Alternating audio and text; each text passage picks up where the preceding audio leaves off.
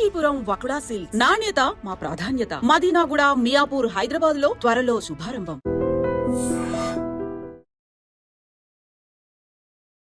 ఈరోజు మనతో ఉన్నారు సర్టిఫైడ్ వెల్త్ మేనేజర్ అయిన మన ఫేవరెట్ రేవంత్ చలమల గారు.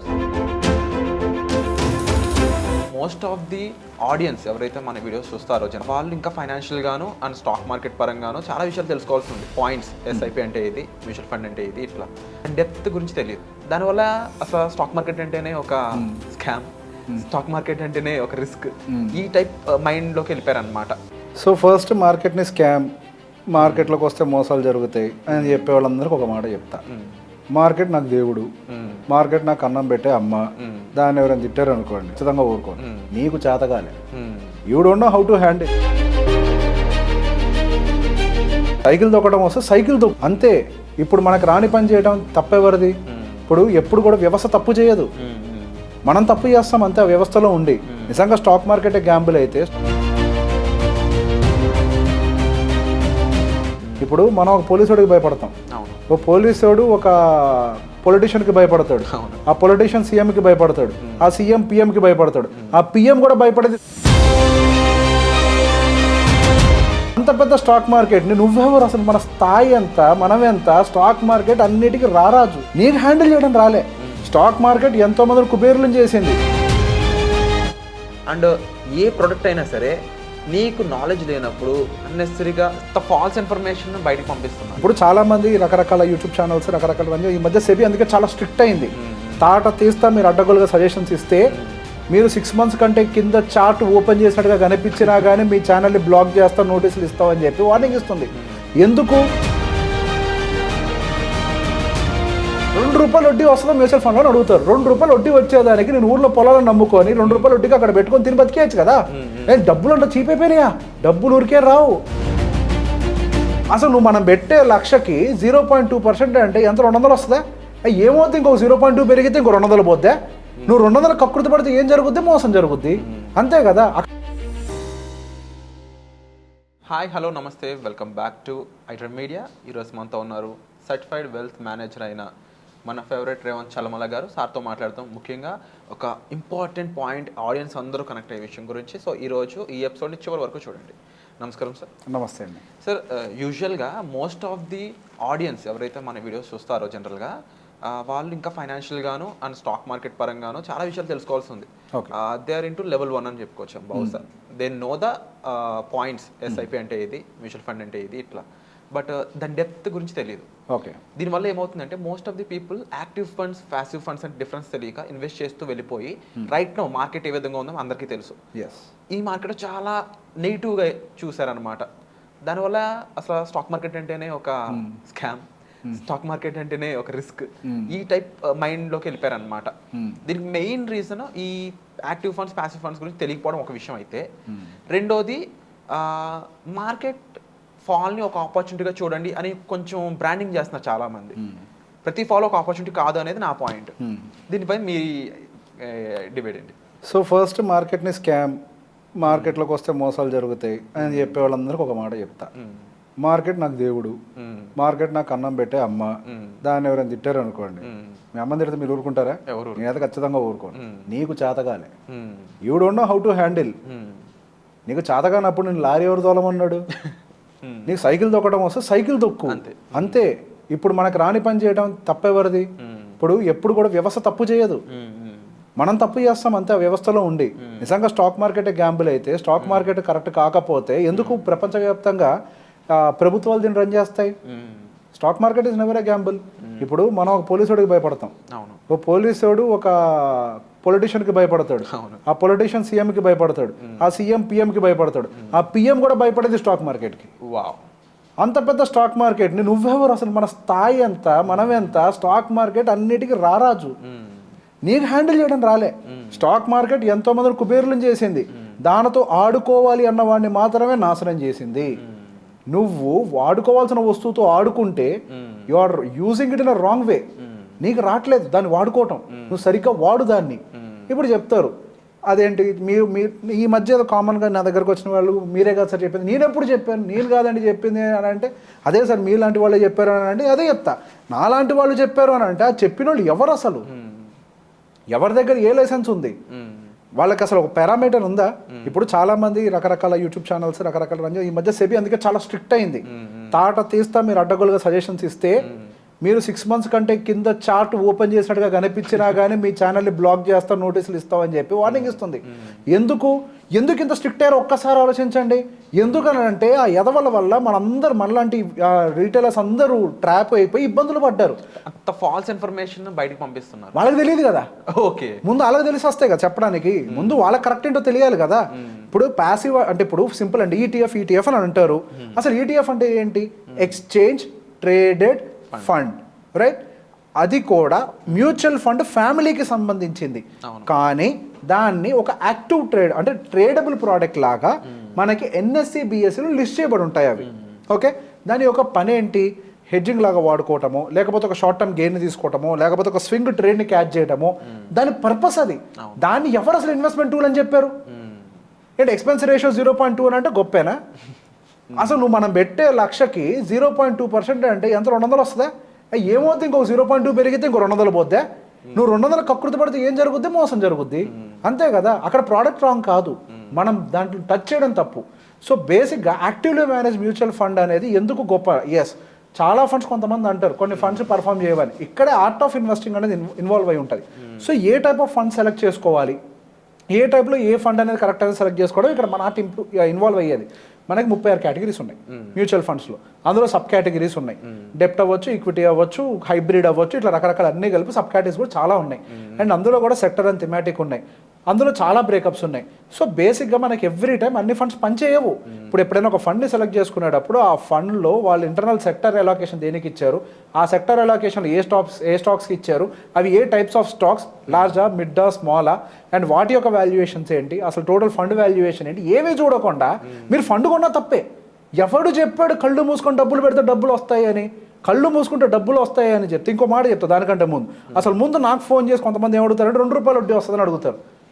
₹2 వడ్డీ వస్తుందో మ్యూచువల్ ఫండ్లో అడుగుతారు. ₹2 వడ్డీ వచ్చేదానికి నేను ఊర్లో పొలాలను నమ్ముకొని ₹2 వడ్డీకి అక్కడ పెట్టుకొని తిని బతికేయచ్చు కదా.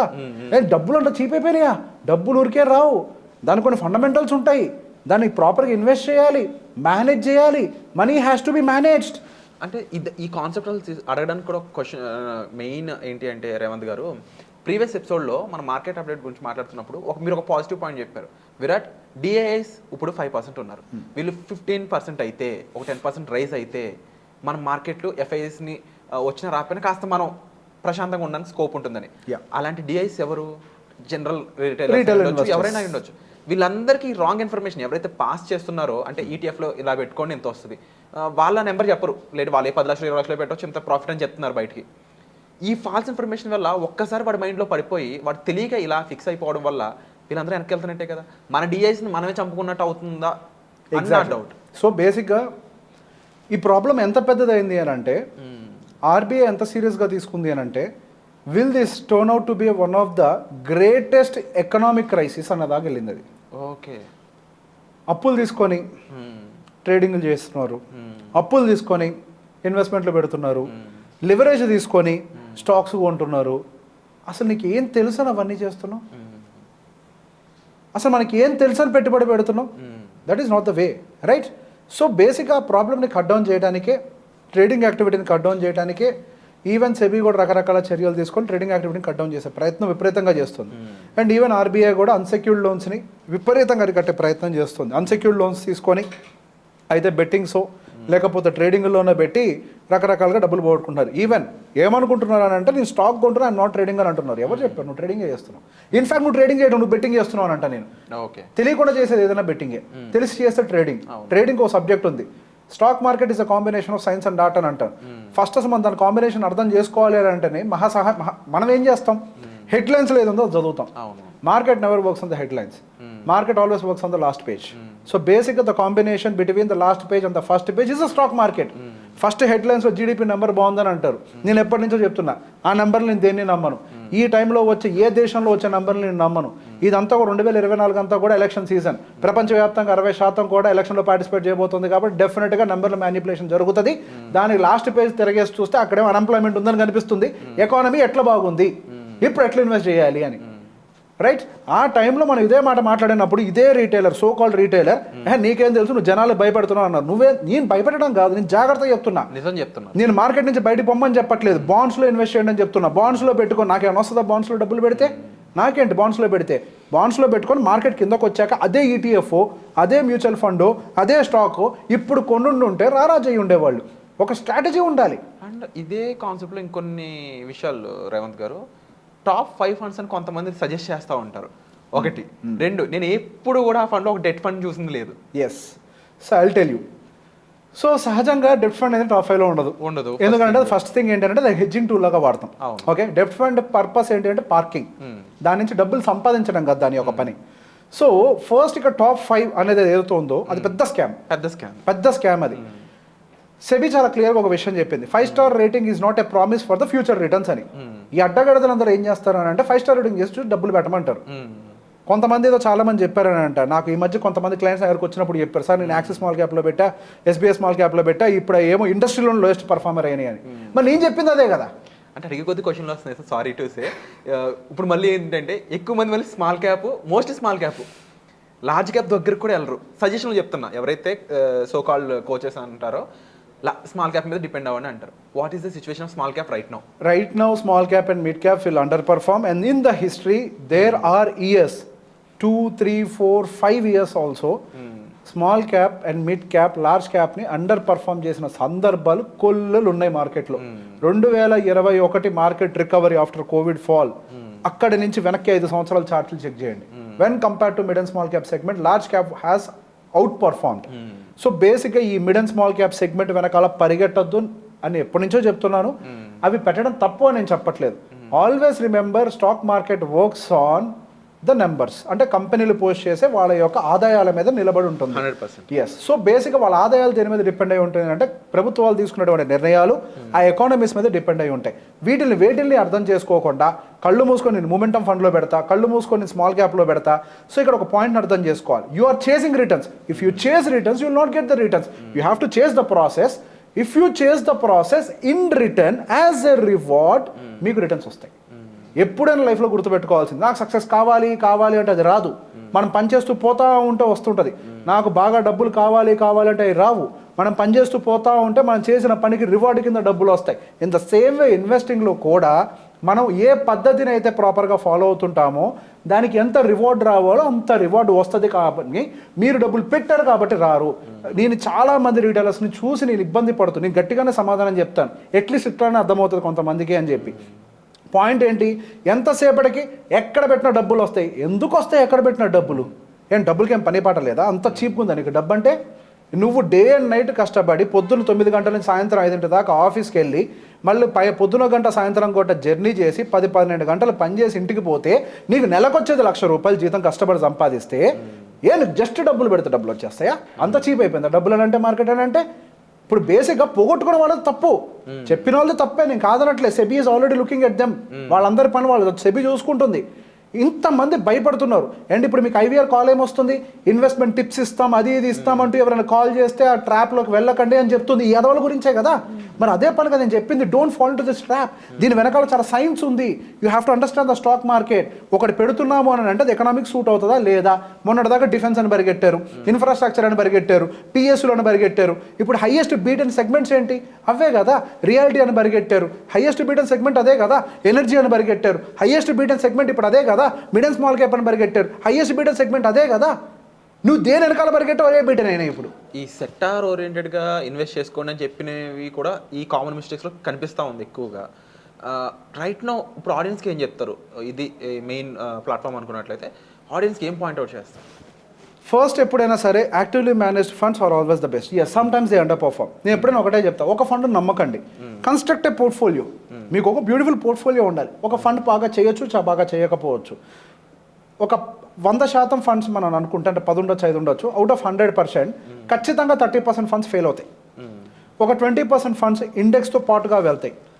ఒక 20% of the funds just index కంటే బెటర్గా పర్ఫామ్ చేస్తాయి. బట్ 30% ఆఫ్ ద ఫండ్స్ ఒక బ్యాంక్ క్రియేట్ చేస్తాయి. ఈ ప్రతి ఒక్క ఇన్వెస్టర్ పోర్ట్ఫోలియో ఇలానే పనిచేస్తుంది. You take Warren Buffett portfolio, you take Rakesh Jhunjhunwala portfolios, ఎవరివైనా సరే ఏవో కొన్ని మాత్రమే టక్కున రాకేష్ జుంజున్ వాళ్ళ పోర్ట్ఫోలియోలో వెల్తియర్గా మార్చిన స్టాక్ పేరు చెప్పమంటే ఏం చెప్తారు అందరూ? టైటాన్ అని చెప్తారు అంతే. అది ఒక్కటే పెద్దగా పెరిగింది. అఫ్కోర్స్ మరికొన్ని కూడా పెరిగాయి. యాజ్ ద సేమ్ వే మన పోర్ట్ఫోలియోలో కూడా అట్లా కొన్నే పెరుగుతూ ఉంటాయి. సో ఈ పోర్ట్ఫోలియో కన్స్ట్రక్షన్ నేర్చుకోండి ముందు. అసలు ఏ టైంలో ఎటువంటి పోర్ట్ఫోలియోని కన్స్ట్రక్ట్ చేయాలి, whether it is a bullish market, A kind of market, A economy support చేస్తుంది, ఏ సెగ్మెంట్కి ఎక్కువ ర్యాలీస్ వచ్చే అవకాశం ఉంది. అండ్ ఎస్, వాళ్ళు పికింగ్ అప్ ఏ ఫండ్, ఈ 5 స్టార్ రేటింగ్లు, ప్రీవియస్ పర్ఫార్మెన్స్లు పచ్చబద్ధం, అది పని చేయవు. అంతకుముందు 2023, 22, 23 సంవత్సరంలో క్వాంట్ మ్యూచువల్ ఫండ్ బాగా చేసింది. 24లో వర్స్ట్ ఫండ్స్ లిస్టులో అది ఉంది. 2024లో క్వాంట్ మిడ్ క్యాప్ బాగా చేసింది. ఇప్పుడు మళ్ళీ దాని వర్స్ట్ లిస్టులో అది ఉంది. సో బేసిక్గా పోయిన సంవత్సరం బాగా చేసినంత మాత్రాన్ని ఈ సంవత్సరం బాగా చేస్తుందంటే గ్యారంటీ లేదు. ఒక ఫండ్ దానికి వచ్చే రిటర్న్స్ అనేది దాని లోపల ఉండేటువంటి స్టాక్స్ మీద డిపెండ్ అయి ఉంటాయి, సెక్టర్ అలొకేషన్ మీద డిపెండ్ అయి ఉంటుంది, ఫండ్ వెయిటేజ్ దేనికి ఎంత ఇచ్చారో అన్న దాని మీద డిపెండ్ అయి ఉంటుంది. అవి ప్రాపర్గా చదవకుండా ఇన్వెస్ట్ చేయడంలో ఎటువంటి పాయింట్ లేదు. ప్రతిసారి ప్రతి ఫండ్ హౌస్ ప్రతి ఫండ్కి సంబంధించి every month fact sheet release చేస్తుంది. ఫస్ట్ అసలు ఫ్యాక్ట్ షీట్ అంటే ఏంటో తెలుసుకోండి. ఆ ఫ్యాక్ట్ షీట్లో క్లియర్గా మేము పలానా స్టాక్స్లో ఉన్నాం, ఈ మంత్ ఈ స్టాక్స్లోంచి వెయిటేజ్ తగ్గించి ఈ స్టాక్స్లోకి ఎంటర్ అయ్యాం, పలానా స్టాక్స్లోంచి కంప్లీట్గా ఎగ్జిట్ అయిపోయి పలానా స్టాక్స్కి ఫ్రెష్ ఎంట్రీలు తీసుకున్నాం. సో వాటి గురించి అర్థం చేసుకోండి. వీళ్ళు ఇందులోకి ఎందుకు తీసుకున్నారు, ఫండ్ మేనేజర్ కామెంటరీ ఏంటి, ఇవేం చదవడం రావట్లేదు అనుకోండి, ఒక ఎంఎఫ్డి దగ్గరికి వెళ్ళండి, వాడు చదివి పెడతాడు. నేను ఇవ్వను రూపాయి కూడా అంటే నీకెందుకు పని చేస్తారు? ఎవరు నువ్వు అసలు నీకోసం పని చేయడానికి? తెలిస్తే నువ్వు చేయి, తెలియకపోతే go to a nice MFD, ask him to SIT and explain. Sir నా ఫండ్ గురించి నాకు ఎక్స్ప్లెయిన్ చేయండి అని చెప్పండి. అండ్ ఈ మధ్యకాలంలో కూడా డైరెక్ట్ ఇన్వెస్టింగ్ అనేది కూడా బాగా పెరుగుతుంది. Social media is one of the reason. ఇది వాళ్ళని కాస్త కాదు హెవీ రిస్క్లోనే గెడుతుంది, బట్ వాళ్ళకి తెలియడం లేదు. అండ్ ఈ ఎపిసోడ్లో మనం చాలా విషయాలు అడ్రస్ చేసాం. ముఖ్యంగా తెలుగు స్టాక్ మార్కెట్ పరంగా జరుగుతున్న ఎన్నో మిస్టేక్స్ని ఇక్కడ మీరు అడ్రస్ చేయడం జరిగింది. రాంగ్ సజెషన్స్ కానీ, తెలియకుండా ఇన్వెస్ట్ చేయడం కానీ, అండ్ ముఖ్యంగా యాక్టివ్ ప్యాసివ్ ఫండ్స్ గురించి కానీ, అండ్ ఏ ప్రోడక్ట్ అయినా సరే నీకు నాలెడ్జ్ లేనప్పుడు అన్నెసరీగా దాన్ని బ్లేమ్ చేయడం కానీ, ఇలా ఎన్నో విషయాలు మీరు అడ్రస్ చేయడం జరిగింది. లాస్ట్గా ఒక ఇన్వెస్టర్ ఎవరైనా సరే వాళ్ళు డైరెక్ట్గా ఇన్వెస్ట్ చేయడం ఎంతవరకు కరెక్ట్ అంటారు? నీకు ఆపరేషన్ చేసుకోవడం వస్తే చేసుకో, సింపుల్ అంతే. ఎలా ఫెయిల్ అవుతుంది అది నాకు తెలియదు, అది మనకు అనవసరం. నువ్వు ఉంటావా పోతావా మాకు అనవసరం. నీకు వచ్చు అని అనుకుంటే చేసుకో, తప్పేం లేదు. ఇప్పుడు డాక్టర్ ఉన్నాడండి, ఆయనకి ఏం ప్రాబ్లం వస్తే ఆయనకైనా సర్జరీ చేయించుకుంటాడు, లేకపోతే వేరే డాక్టర్ వెళ్ళి సర్జరీ చేయించుకుంటాడు, ఆయనకైనా చేసుకోడు కదా, అంతే కదా. మీకు లీగల్ ఇష్యూ ఉంది, నీ కోర్టు మెట్లు ఎక్కి యువర్ ఆనర్ అంటే ఊరుకుంటాడు జడ్జి? లేడు కదా. మరి అంతే కదా, ప్రతి దానికి ఒక ప్రొఫెషనల్ ఉంటాడు, ప్రతి దానికి ఒక నియమం ఉంది, నిబంధన ఉంది. సో బేసిక్గా డైరెక్ట్ అండ్ రెగ్యులర్ ఫండ్స్ అనేవి ఎందుకు వచ్చాయో తెలుసుకోండి. ఫస్ట్ అసలు ఈ రెగ్యులర్ ఫండ్స్ ని మిస్లీడ్ చేశారు అందరూ. ఈ మధ్య ఎంఫీ ఇచ్చి కొడుతుంది ఒక్కొక్కడిని, చెప్తుంది గట్టిగా, అసలు మీకు తెలియకపోతే వెళ్ళండి కానీ డైరెక్ట్లో పెట్టుకోకండి అని చెప్పి. సో ప్రాబ్లం ఎక్కడొచ్చింది? డైరెక్ట్ వర్సెస్ రెగ్యులర్లో జనాలకు తెలిసిన తేడా ఏంటి అంటే ఎక్స్పెన్స్ రేషియో. ఇదే చెప్పాల్సింది, ఎక్స్పెన్స్ రేషియో తేడా. నువ్వు చెప్పాల్సింది అసలు ముందు అదొక తెలియదేమో నాకు తెలిసి, వాడికి తెలిసి ఉండాలి కదా ముందు. నువ్వు రెగ్యులర్ ఫండ్లో బాబు, నువ్వు రెగ్యులర్ ఫండ్లో ఉన్నప్పుడు అడ్వైజర్ ఉండాలో చూసుకో, ఆ అడ్వైజర్కి ఎంత మంచి నాలెడ్జ్ ఉందో చెక్ చేసుకో. ఆ అడ్వైజర్ బాగుంటే ఆ అడ్వైజర్ త్రూ డైరెక్ట్కి వెళ్ళి రెగ్యులర్కి వెళ్ళు. ఒకవేళ మీకు అడ్వైజర్ లేదు, నీకు బాగా తెలుసు హ్యాండిల్ చేసుకోవడం అని అంటే అప్పుడు నువ్వు డైరెక్ట్కి వెళ్ళు. నీకున్న నాలెడ్జ్కి గాను ఈ రెగ్యులర్ టు డైరెక్ట్ మధ్యలో ఉండే ఎక్స్పెన్స్ రేషియో డిఫరెన్స్ ఏదైతే ఉందో అది నువ్వు మిగుల్చుకోగలుగుతావు. ఒకవేళ నీకు నాలెడ్జ్ లేదు, నువ్వు హ్యాండిల్ చేయలేను, ఎమోషన్స్ని కంట్రోల్ చేయలేను అనుకున్నప్పుడు ఆ దరువుపై ఆ రెగ్యులర్ బేసిస్ దాంట్లోకి వెళ్తే అవతల వాళ్ళు దానికోసం మీకు గైడ్ చేస్తారు అని. ఇది పాయింట్ 1. ఇక్కడ ఇంకో మాట చెప్తాం. కొంతమంది అదోళ్ళు ఈ మధ్య నేను బాగా చూశాను, ఏంటి అని అంటే నువ్వు కమిషన్ కోసం మాట్లాడుతున్నావు అంటారు. అవునరా భయ్, ఇది నా profession, this is my profession man. నేను చదువుకున్నా, నాకేం టైంపాస్గా రాలేదు ఇక్కడికి, నాకు సెబీ లైసెన్స్ ఇచ్చింది, I'm an AMFI registered mutual fund distributor, CRISIL and NISM has certified me as an wealth manager. నువ్వు సాఫ్ట్వేర్ ఇంజనీర్ చేస్తున్నావు అని అంటే నువ్వు అడుక్కుంటున్నావు అన్నానా? నేను లేదు కదా. నువ్వు ఖాళీ కూర్చొని కొట్టినందుకు నీకు 3 లక్షల జీతం కావాలని అన్నానా? అది నీ ప్రొఫెషన్ మ్యాన్, ఇది నా ప్రొఫెషన్ అంతే. ఇది నా నాలెడ్జ్కి నాకు వస్తున్న పేమెంట్. ఇది నువ్వెవరు నన్ను జడ్జ్ చేయడానికి? నువ్వు ఆ మైండ్ సెట్లో ఉన్నావు అని అంటే ఒక ప్రొఫెషన్ అంటే ఎప్పుడైతే ఒక ప్రొఫెషనలిజంని నువ్వు ఎంకరేజ్ చేయట్లేదో ఎట్లా డెవలప్మెంట్ జరుగుతుంది? వెస్టర్న్ కంట్రీస్లో అడ్వైజరీ కల్చర్ అని చిన్నగా ఉంటుందా? ఎన్ని కంట్రీ తీసుకోండి, అది యుఎస్ కంట్రీలో అయితే ఒక పెద్ద ఇల్లు ఎప్పుడు కూడా ఒక హెడ్జ్ ఫండ్ మేనేజర్ అయి ఉంటుంది, అంటే ఒక అడ్వైజర్ అయి ఉంటుంది. ప్రతి ఊరిలో ఒక పెద్ద ఇల్లు అయిందే ఉంటుంది. అది అడ్వైజర్ కల్చర్. అందుకే అక్కడ 50% of their population invest in stock market because they depend on the adviser. కొన్ని ఇక్కడ మన దగ్గర 40-42 మ్యూచువల్ ఫండ్ ఏఎంసీలు ఉంటే అక్కడ 800 ఏఎంసీలు ఉన్నాయి. అంత పెద్ద వ్యవస్థది. నువ్వు ఆఫ్టర్ ఆల్ నీకు నువ్వు ఒక సింపుల్గా ఒక మాట అనేస్తే నీ మాట చూసి ఇంకొకటి ఎంత మిస్లీడ్ అవుతున్నాడు. అదే జరుగుతుంది. ఈ రోజు ఏం జరిగింది, నీలాంటి ఎదవలు ఇచ్చిన మిస్లీడింగ్ వల్ల ఎంతో మంది డబ్బులు పోగొట్టుకున్నారు, అప్పులు చేసి పెట్టారు డబ్బులు. పాపం తప్పు కదా, ఎంత తప్పది నాకు తెలుస్తుంది. నా దగ్గరకు వచ్చి ఇప్పుడు మీ ఎవరికి పెయిన్ తెలియదు, ఎందుకనంటే మీరు ఎవరితో మాట్లాడి చావలేదు. నేను కదా మాట్లాడేది, రోజు నా కడుపు మండిపోతుంది ఒక్కొక్కరు బాధలు చెప్పుకుంటుంటే. నేను అడిగాను ఎందుకు పెట్టారండి అంటే, నా కూతురు పెళ్ళికి ఏదో జరిగిపోద్ది కదా, ఈ డబ్బులు వస్తే అని ఆశపడ్డాను అంటారు. వాళ్ళ ఎమోషన్లో ఎంత ఉంది వెయిట్ నీకు తెలుసా? నువ్వు ఇచ్చే ఒక మిస్లీడింగ్ వల్ల పాపం వాళ్ళు ఎంత ఇబ్బంది పడుతున్నారో నీకు తెలుసా? అసలు ఎంత తప్పది, అసలు ఎంత క్రైమో తెలుసా అది? నీకు లైసెన్స్ లేకుండా ఒక ఫండ్ గురించి అడ్వైస్ చేయడం పెద్ద క్రైమ్. లైసెన్స్ ఉన్న నాకే ఒక ఫండ్ గురించి చెప్పే అధికారం లేదు పబ్లిక్లో. There are certain rules in this India. Guidelines అంత స్ట్రాంగ్గా ఉంటాయి సెబీ గైడ్ లైన్స్. ఎన్నడూ అందుకే మీరు ఏ ఎంఎఫ్డీ అయినా చూడండి, ఏ ఒక రిజిస్టర్డ్ పర్సన్ అయినా చూడండి, ఒక ఫండ్ పేరు చెప్పరు, అడిగినా చెప్పరు. ఎందుకనంటే చెప్పకూడదని మాకు నియమం రాసుంటుంది. We should not tell, we have to respect the rules. దాని వెనకాల కొన్ని రీజన్స్ ఉన్నాయి. అండ్ డెఫినెట్లీ ఇప్పుడు జరిగిన మార్కెట్ ఫాల్ ఏదైతే ఉందో ఇది చాలా బిగ్గెస్ట్ లెసన్ అయింది అందరికీ, చాలా పెద్ద లెసన్ ఇది. అండ్ ముఖ్యంగా రేవంత్ గారు అడ్రస్ చేసిన ప్రతి పాయింట్ కూడా మీరు అబ్జర్వ్ చేసినట్లయితే మీ సేఫ్టీ గురించి, మీ ఫైనాన్షియల్ బెటర్ ఫ్యూచర్ కోసం కూడా. సో దానికి సంబంధించి యాజ్ అడ్రస్డ్గా చూసుకున్నట్లయితే రైట్ ప్రొఫెషనల్ మీట్ అవ్వండి, రైట్ గైడెన్స్ తీసుకోండి, రైట్ సజెషన్ తీసుకోండి. దాని ద్వారా మీ ఫైనాన్షియల్ ప్లానింగ్ అనేది పర్ఫెక్ట్గా ఉంటుంది. ఇలాంటి మార్కెట్ ఫాల్ ఎన్ని వచ్చినా కూడా మీరు ధైర్యంగా ఉండడానికి అదే ఒక పెద్ద మెట్టుగా చూడొచ్చు. ఫస్ట్ స్టెప్ అయితే ఇలా తీసుకోండి, ఒక ప్రొఫెషనల్ కలవండి. అండ్ రాంగ్ సజెషన్స్ కానీ లేకపోతే అన్నెసరీ ఇన్ఫర్మేషన్ ఎవరైనా పాస్ చేస్తున్నా 2-3 టైమ్స్ చెక్ చేసుకోండి. ఎందుకంటే end of the day invest చేసింది మీ హార్డ్ అండ్ మనీ, మీరు కష్టార్జితంగా మీరు సంపాదించిన మీ ఓన్ మనీని పాడు చేసుకోవద్దు. మార్కెట్ ఏ విధంగా ఉంటుంది అనేది మనం ఏ సాఫ్ట్వేర్ జాబ్స్ మనకు దానికి సంబంధించి తెలుస్తుంది. మార్కెట్ మనం అనాలిసిస్ చేయలేం, దానికంటూ ప్రొఫెషనల్స్ ఉంటారు. సో ఒక ప్రొఫెషనల్ని గైడ్ని మనం ఉన్నట్లయితే మన లైఫ్లో ఆ లైఫ్ ఫైనాన్షియల్గా సెక్యూర్గా ఉంటుందండి. సో దీనికి సంబంధించి మీకు మరింత ఇన్ఫర్మేషన్ గైడెన్స్ కావాలనుకున్నట్లయితే డిస్ప్లే అవుతున్న నెంబర్స్ కాల్ చేసి మీరు సార్ సంప్రదించవచ్చు. వచ్చే ఎపిసోడ్లో మళ్ళీ కలుద్దాం. Thank you so much sir, addressing many revolutionary points. Thank you so much. Thank you sir.